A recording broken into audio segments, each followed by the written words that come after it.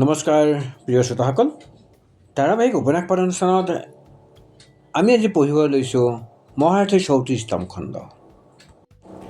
আমাৰ এই কালৰ কাহিনী যেতিয়া লিপিবদ্ধ হ'ব, ত্ৰিকালজ্ঞ মহাৰথী ব্যাসদেৱে এই অদ্ভুত পূৰ্ব কাহিনী বৰ্ণনা কৰিবলৈ ইতিমধ্যে বৰ্তি হৈছেই। তেতিয়া একবস্ত্ৰ পৰিহিতা ৰাজস্বলা দ্ৰৌপদীক দুখাখনে চুলিত ধৰি ৰাজসভালৈ টানি আনি বস্ত্ৰ হৰণ কৰাৰ চেষ্টা নিৰ্বিবাদে এক কৰোণতম আৰু শোকাকুল ঘটনা হিচাপে পৰিগণিত হ'ব।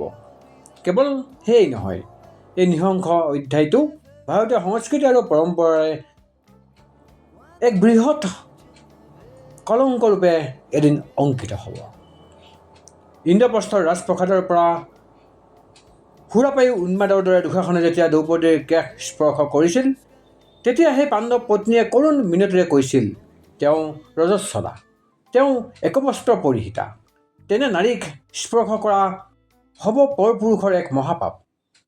কিন্তু জ্বলন্ত অগ্নিত ভস্ম হোৱাৰ আগমুহূৰ্তত নিত্যৰত পতংগৰ দৰে অসুৰ দুখাখনে কৈছিল, অসুচেই হওক অথবা একবস্ত্ৰই হওক, দাসীৰ কোনো পৰিত্ৰাণৰ ৰক্ষা নাই। দুৰ্যোধনৰ আদেশ দুখাখনে পালন কৰিবই। দুখাখনৰ এনে নাৰকীয় কথাই আমাৰ জীৱনকালৰ জঘন্যতম দিশটোৰ প্ৰতি আঙুলি নিৰ্দেশ কৰে। এনে এক হৃদয় বিদৰা অৱস্থা আৰু পৰিৱেশত দ্ৰৌপদীয়ে কি কৰিব? হিংস্ৰ বাঘৰ আক্ৰমণত পলায়িত হৰিণাই খন্তেক ৰৈ নিদাৰুণ ভীতি আৰু অসহায়তাৰে ইফালে সিফালে চাৰিওফালে বিজুলী গতিৰে এবাৰ চাই লোৱাৰ দৰে শাৰীৰিক আৰু মানসিকভাৱে বিধ্বস্ত দ্ৰৌপদীয়ে ৰাজসভাৰ ইফালে সিফালে এবাৰ চাই ৰ'ল। প্ৰথমতে পঞ্চপাণ্ডৱ, ভাৰত শ্ৰেষ্ঠ ৰাজ্য, সম্পত্তি, বীৰত্ব, খ্যাতিৰে পৰম ঐশ্বৰ্যশালী পঞ্চপাণ্ডৱৰ এই কি ধ্বংসাত্মক ৰূপ। ৰাজসী যজ্ঞ সমাপন কৰি চক্ৰৱৰ্তী ৰজা হিচাপে ভাৰতত বিখ্যাত হোৱা যুধিষ্ঠিৰ ভীতভাৱে শান্ত ৰূপে তললৈ মূৰ কৰি বহি আছে শকুনিৰ সন্মুখত। ভাৰতৰ শ্ৰেষ্ঠ নৰপতিসকলক অতিক্ৰমি স্বয়ম্বৰত লক্ষ্যভেদ কৰি দ্ৰৌপদীক লাভ কৰা সেই অৰ্জুনৰ এই কি বিনাশী ৰূপ। সসাগৰা পৃথিৱীক শাসন কৰাৰ অহংকাৰেৰে হাতত গদা প্ৰশস্ত কৰি থকা মহাবলী ভীমৰ এই কি মুমূৰ্ষ অৱস্থা। পত্নীৰ প্ৰতি কৰা নৃশংস অপমানত তেওঁলোক অবোধৰ দৰে নিৰ্বাক অকম্পিত হৈ আছে কিয়? দ্ৰৌপদীৰ ক্ষণিক দৃষ্টি পৰিল পিতামহ ভীষ্ম, বিদুৰ, দ্ৰোণাচাৰ্য, কৃপাচাৰ্যৰ ওপৰত। সেইসকল জ্ঞানীশ্ৰেষ্ঠ এক নাৰীৰ একবস্ত্ৰী ৰজস্বলা নাৰীৰ এনে দুঘোৰ বিপক্ষণত নীৰৱে আছে কিয়? ধৰ্ম, ন্যায়, সততা, সত্যক জয়ী কৰাৰ ব্ৰতত সদাব্ৰতী এইসকল লোক নিৰ্বাক হৈ থাকিব পাৰে কেনেকৈ? কুলবধূৰ সততা আৰু মৰ্যাদা ৰক্ষাৰ দায়িত্ব কি তেওঁলোকৰ ধৰ্মযুদ্ধৰ অন্তৰ্ভুক্ত নহয়? এনেতে হঠাৎ মোৰ মুখৰ ওপৰত দ্ৰৌপদীৰ খন্তেক দৃষ্টি নিক্ষেপিত হ'ল। মোৰ সমগ্ৰ শৰীৰ সেই এটা মুহূৰ্তত শীতৰ জীৰ্ণ গছপাতৰ দৰে কঁপিবলৈ ধৰিলে। মোৰ নীতিদৈৰ্ঘ্য অথচ ভীষণ সংঘাতপূৰ্ণ জীৱনৰ একেবাৰে শেষৰ দিনত এই গভীৰ ৰাতি ৰচনা কৰা এই জীৱনালক্ষ্যৰ প্ৰথম অধ্যায়ত মই লিপিবদ্ধ কৰিছোঁ যে জীৱনত কৰা দুটা দুৰ্নীতি, অন্যায় আৰু ভুলৰ বাবে মই সমস্ত জীৱন অনুতপ্ত হ'ব লাগিব। তাৰে প্ৰথমটো হ'ল ঋষিশ্ৰেষ্ঠ গুৰু পৰশুৰামক মই ব্ৰাহ্মণৰ সন্তান বুলি নিজৰ পৰিচয় দিছিলোঁ। শাস্ত্ৰ আৰু অস্ত্ৰবিদ্যাত শ্ৰেষ্ঠ হোৱা অনিৰুদ্ধ আশাত মই শ্ৰেষ্ঠতম গুৰুৰ সন্মুখত সেইদিনা মিথ্যাৰ আশ্ৰয় লৈছিলোঁ। কাৰণ এজন শ্ৰেষ্ঠ ব্ৰাহ্মণ গুৰুৰ পাৰপত্ৰ লাভ কৰিব নোৱাৰিলে মই সমাজত বীৰৰ মাজত প্ৰখ্যাত হ'ব নোৱাৰোঁ।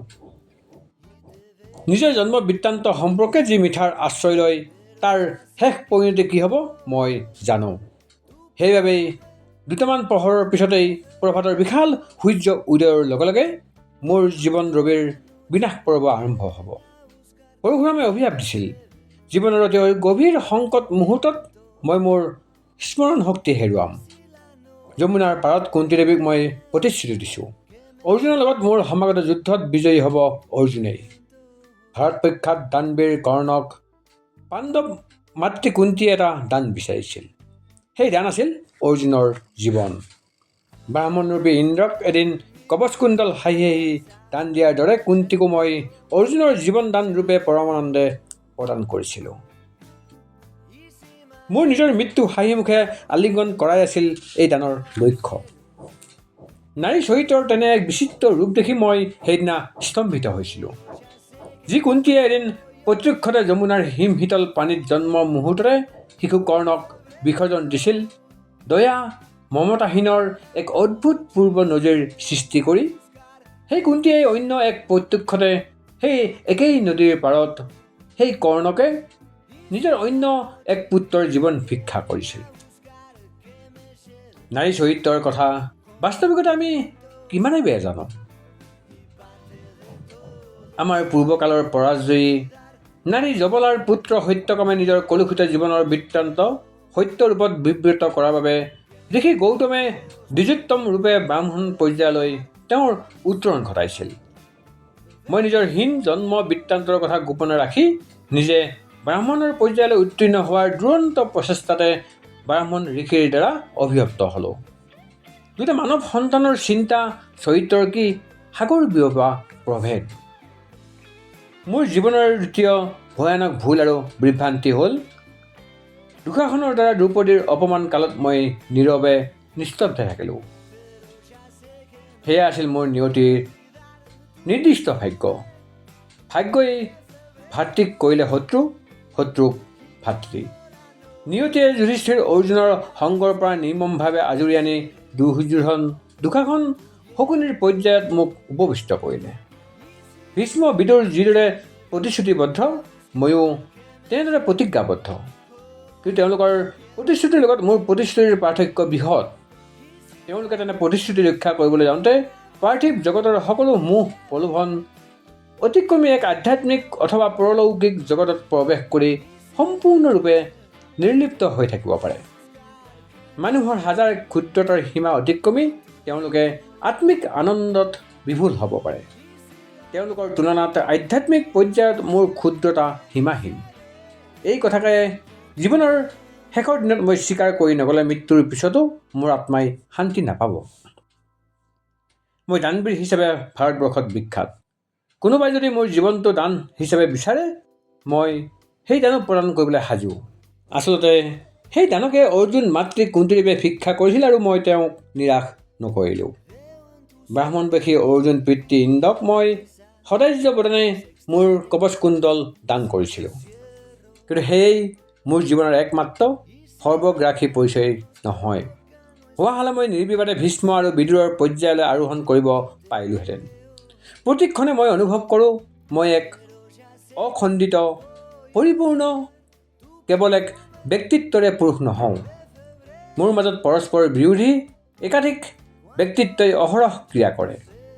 দুটা বা ততোধিক ব্যক্তিত্বৰে মোৰ সত্তা সদা বিদীৰ্ণ। ভাৰতবৰ্ষৰ শ্ৰেষ্ঠতম বীৰ মহাৰথী হোৱাৰ প্ৰচেষ্টাত মই সেই মহাপুৰুষ ঋষিশ্ৰেষ্ঠ পৰশুৰামক ব্ৰাহ্মণ সন্তানৰ পৰিচয় দি দুৰ্ঘোৰ মিথ্যাৰ আশ্ৰয় ল'লোঁ।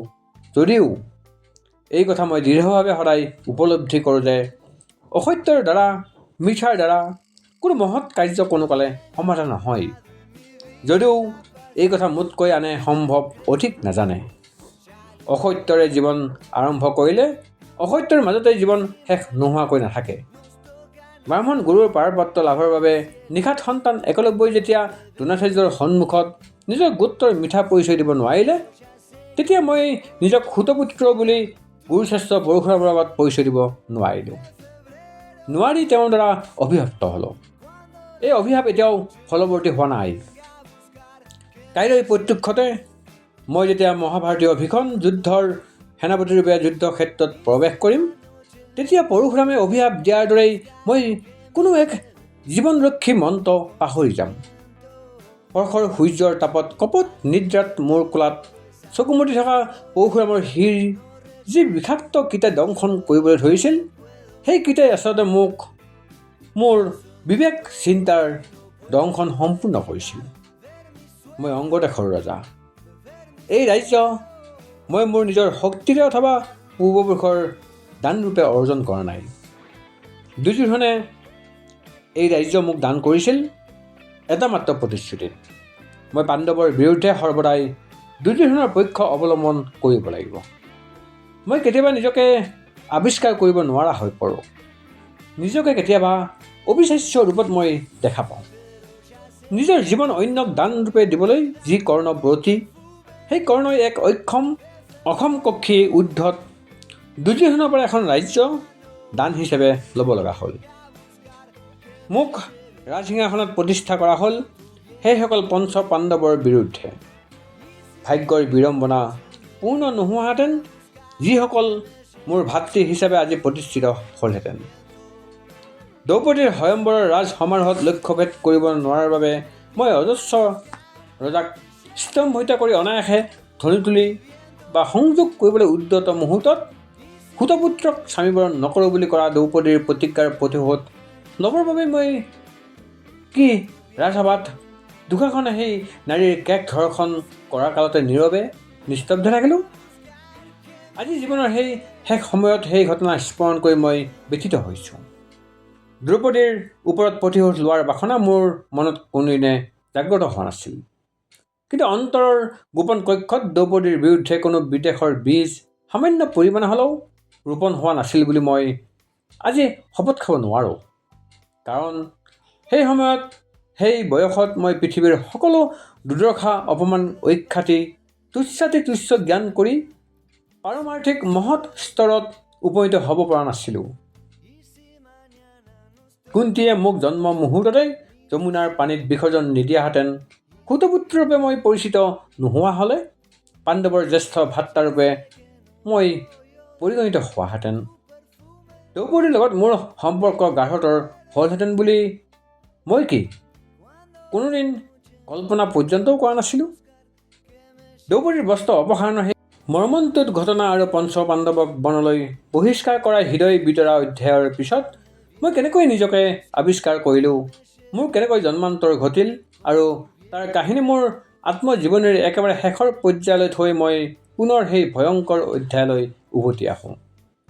বিবেকৰ দংশন পূৰ্ণ হ'বলৈ বেছি সময় অপেক্ষাৰ প্ৰয়োজনেই নাছিল। সুপ্ত সিংহই সুদূৰৰ কোলাহতে হঠাৎ সাৰ পাই মূৰ তোলাৰ দৰে এজন মাত্ৰ 16 বছৰীয়া তৰুণে আজি সকলোৰে শিৰ লজ্জাত তললৈ নমালে। নানা প্ৰতিশ্ৰুতি আৰু নানা বন্ধনৰ কাৰাগাৰত আবদ্ধ আমাৰ সকলোৰে বিবেকৰূপে সেই যুৱক ৰাজসভাৰ মাজত আৱিৰ্ভাৱ হ'ল। পৃথিৱী যে সম্পূৰ্ণ ভংগুৰ হৈ পৰা নাই, গ্ৰহ নক্ষত্ৰও যে ক্ষয় হ'বলৈ ধৰা নাই, তাৰ প্ৰতীকৰূপে দুখন হাত প্ৰশস্ত কৰি সেই তৰুণে ৰাজসভাত প্ৰৱেশ কৰিলে। তৰুণৰ নাম বিকৰ্ণ। মোৰ নামৰ লগত এক অদ্ভুত মিল। দুৰ্যোধনেৰে কনিষ্ঠ ভাতৃ, পুত ধৃতৰাষ্ট্ৰ গান্ধাৰীৰে। পাণ্ডৱৰ দুখ দেখি সেই তৰুণৰ হৃদয় শোকাকুল। কিন্তু যেতিয়াই তেওঁ দেখিলে দুঃশাসনে দ্ৰৌপদীৰ চুলি নিজৰ হাতেৰে মেৰিয়াই ৰাজসভাত তেওঁক বিপৰ্যস্ত কৰিছে, যেতিয়াই দেখিলে দ্ৰৌপদীৰ কাতৰ প্ৰাৰ্থনাত কোনেও সেই বিভৎস কাণ্ড বন্ধ কৰিবৰ বাবে উদ্যত হোৱা নাই, তেতিয়া বিকৰ্ণই সহ্য কৰি থাকিব নোৱাৰিলে। তেওঁ দুহাত ওপৰলৈ প্ৰশস্ত কৰি ইফালৰ পৰা সিফালে প্ৰচণ্ড গতিত অহা যোৱা কৰিবলৈ ধৰিলে। সভাত বহি থকা সভাসদসকলে কুলবধূ দ্ৰৌপদীৰ কাতৰ প্ৰশ্নৰ উত্তৰ নিদিয়ে কিয়? দ্ৰৌপদীৰ এনে মৰ্মন্তুদ দৃশ্য তেওঁলোকে সহ্য কৰিব পাৰিছে কেনেকৈ? সভাত উপস্থিত থাকি যদি এই দুৰ্ঘোৰ ভয়ংকৰ অন্যায়ৰ প্ৰতিবাদ কৰিব নোৱাৰা, তেন্তে সহস্ৰ বছৰ তোমালোকৰ নৰকত স্থান হ'ব। এই যে ভীষ্ম, ধৃতৰাষ্ট্ৰ, বিদুৰ, কুৰুকুলৰ হৰ্তা কৰ্তা বিধাতা, এই তিনিজন খ্যাতিমান পুৰুষ তোমালোকে দ্ৰৌপদীক ৰক্ষা কৰিবৰ বাবে উদ্যত নোহোৱা কিয়? এই যে ক্ষত্ৰিয় কুলৰ আচাৰ্যৰূপে ভাৰতখ্যাত দ্ৰোণাচাৰ্য আৰু কৃপাচাৰ্য, তোমালোকে ব্ৰজাহত হৈ নিস্তব্ধ হৈ আছা কিয়? তোমালোকে কালৈ ইমান ভয় কৰিছা? এই যে এই সভাত উপস্থিত সংখ্যাহীন ৰজাসকল, তোমালোকৰ দয়া মমতা বিবেক কি ভস্মীভূত হ'ল?